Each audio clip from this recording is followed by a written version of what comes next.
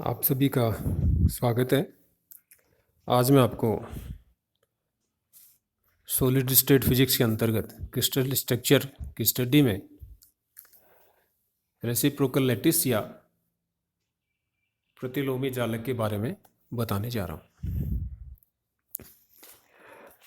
तो इसे सिंपली समझने के लिए अगर हम ब्रेक के प्रयोग और ब्रेक की समीकरण का उपयोग करें तो किसी क्रिस्टल पर एक्सरेज आपतित करवाई जाती हैं और इन एक्सरेज से मैक्सिमा प्राप्त किए जाते हैं और मैक्सिमा से क्रिस्टल स्ट्रक्चर का प्रतिरूप प्राप्त किया जाता है। तो जो क्रिस्टल का एक्सरे प्रतिरूप प्राप्त किया जाता है, ये एक्सरे प्रतिरूप ही उस क्रिस्टल के प्रतिलोमी जालक का मैप होता है, प्रतिलोमी जालक का मानचित्र हो गया। तो हमारे पास दो चीज़ें हो गई, एक तो जालक हो गया, क्रिस्टल हो गया, और दूसरा क्रिस्टल का हो गया एक्सरे फॉर्म, एक्सरे मैप। तो जो क्रिस्टल है वो तो मूल हो गया और क्रिस्टल का जो प्रतिरूप है वो प्रतिरूप ही उसका रेसिप्रोकल लैटिस कहलाता है। तो इस रेसिप्रोकल लैटिस के जो पैरामीटर्स हैं, ये क्रिस्टल जो लैटिस है उसके पैरामीटर्स के इन्वर्स होते हैं। रेसिप्रोकल लैटिस के जो पैरामीटर्स हैं वो क्रिस्टल पैरामीटर के रेसिप्रोकल होते हैं, व्युत्क्रम होते हैं। इसी कारण इसे व्युत्क्रम लैटिस या प्रतिलोमी लैटिस या रेसिप्रोकल लैटिस कहा जाता है। तो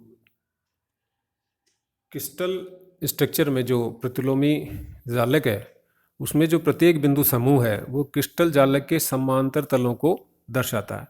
तो जैसा मैंने बताया कि ये जो क्रिस्टल है उस क्रिस्टल में बहुत सारे तल होते हैं और प्रत्येक तल निश्चित बिंदु या परमाणु से होकर के गुजरता है और वो एक समांतर तलों का एक समूह होता है। तो जो प्रत्येक बिंदु समूह है यानी कि प्रत्येक जो पृष्ठ है वो समांतर तलों का एक सेट बनाता है और इन बिंदुओं की यानी इन पृष्ठों की जो मूल बिंदु से दूरी है वो क्रिस्टल तलों के मध्य दूरी के व्युत्क्रमानुपाती होती है। तो जैसा कि इसकी डेफिनेशन है प्रतिलोमी जालक की कि इसके जो पैरामीटर्स होते हैं वो मूल जालक के यानी कि मूल क्रिस्टल के पैरामीटर्स के व्युत्क्रमानुपाती होते हैं। तो पृष्ठ की जो दूरी होगी मूल बिंदु से वो मूल क्रिस्टल के मूल बिंदु से दूरी की व्युत्क्रमानुपाती होती है। इसके जो इकाई सदिश हैं ए बी सी जो मूल क्रिस्टल में लिए जाते हैं उसी के द्वारा प्रतिलोमी जालक के यूनिट वेक्टर्स प्राप्त किए जा सकते हैं। इन यूनिट वेक्टर्स को प्रतिलोमी जालक की या रेसिप्रोकल लैटिस के जो यूनिट वेक्टर्स हैं इनको ए star B star c star से लिखते हैं। मूल जो जालक है उसके जो यूनिट वेक्टर्स है उसको ए बी सी वेक्टर से लिखा जाता है और इनके A star vector B star vector और सी स्टार वेक्टर के द्वारा लिया जाता है। तो जो रेसिप्रोकल लैटिस है उसका जो फर्स्ट यूनिट वेक्टर होगा ए स्टार वेक्टर वो होता है B cross C upon V, B cross C. तो बी क्रॉस सी मूल लैटिस के यूनिट वेक्टर्स अपॉन वी, ये वी जो है ये वी यूनिट सेल का आयतन है A dot B cross C या B dot A cross C यानी कि तल का क्षेत्रफल गुणा ऊंचाई सदिश रूप में है। तो A dot A cross B dot C या A dot B cross C. तो इसी तरह जो बी स्टार परिभाषित करेंगे तो बी स्टार होगा सी क्रॉस ए अपॉन वी और सी स्टार होगा ए क्रॉस बी अपॉन वी। तो ये जो प्रतिलोमी सदिश हैं ए star B star c star ये क्रिस्टल जालक यानी कि मूल जालक के सदिशों के लांबिक होते हैं, ऑर्थोगोनल होते हैं। अब यहाँ परपेंडिकुलर नहीं है, ऑर्थोगोनल है। तो ऑर्थोगोनल एक मैथमेटिकल फिजिक्स में हम पढ़ते हैं कि ऑर्थोगोनल एक जनरल वर्ड है जिसमें किन्हीं दो संख्याओं का आपसी गुणा या आपसी कोई संक्रिया हमको एक संख्यात्मक मान देता है। तो इनमें प्रतिलोमी जालक सदिश के जो यूनिट वेक्टर हैं वो मूल जालक के यूनिट वेक्टर के ऑर्थोगोनल होते हैं। अर्थात ए को ए स्टार से डॉट गुणा करें तो हमको एक संख्यात्मक मान डेल्टा आई जे प्राप्त होता है। तो ए आई वेक्टर स्टार, तो A I star vector dot A J is equal to delta I J, ये हमको प्राप्त होता है, जहाँ पर डेल्टा आई जे का मान 1 होगा यदि आई इक्वल टू जे, और 0 होगा यदि आई नॉट इक्वल टू जे। अर्थात सेम रेसिप्रोकल और मूल वेक्टर को मल्टीप्लाई करेंगे तो 1 प्राप्त होगा, और डिसिमिलर अलग अलग को मल्टीप्लाई करेंगे तो हमको 0 प्राप्त होगा। अब जैसे मूल क्रिस्टल में ए बी सी जो यूनिट वेक्टर्स हैं, इनसे बना जो सदिश है वो स्थानांतरण सदिश या ट्रांसलेशन वेक्टर टी कहलाता है।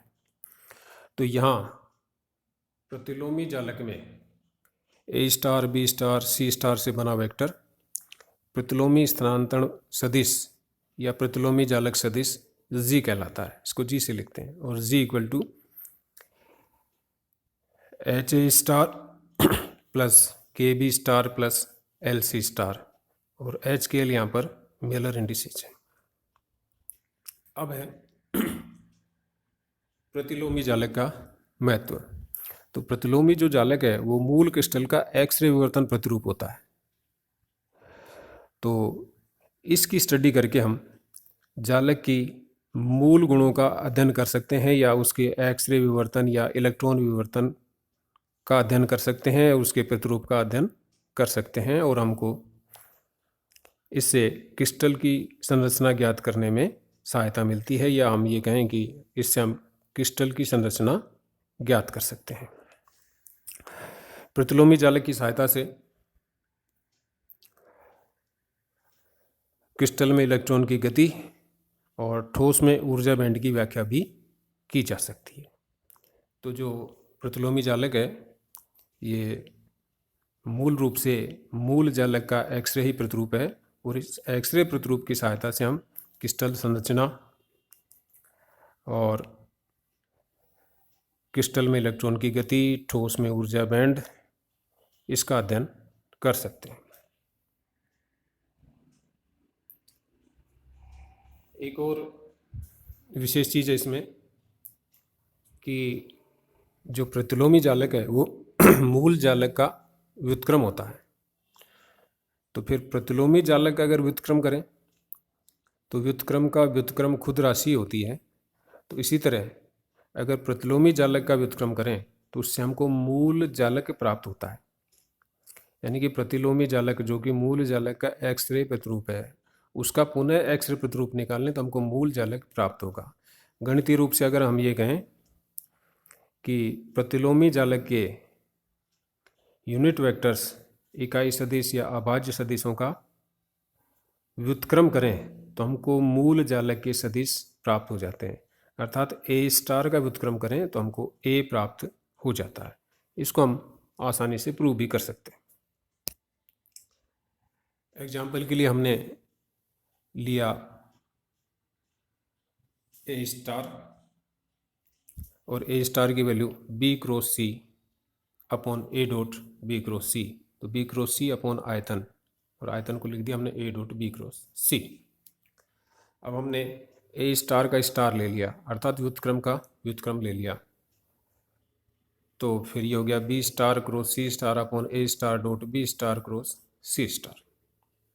अब राइट साइड में जो संख्या है उसको हमने 1 से डॉट गुणा मान लिया, और 1 की जगह हमने ए इंटू ए स्टार लिख दिया, क्योंकि ए और ए स्टार अभी हमने पढ़ा ये एक दूसरे के ऑर्थोगोनल होते हैं।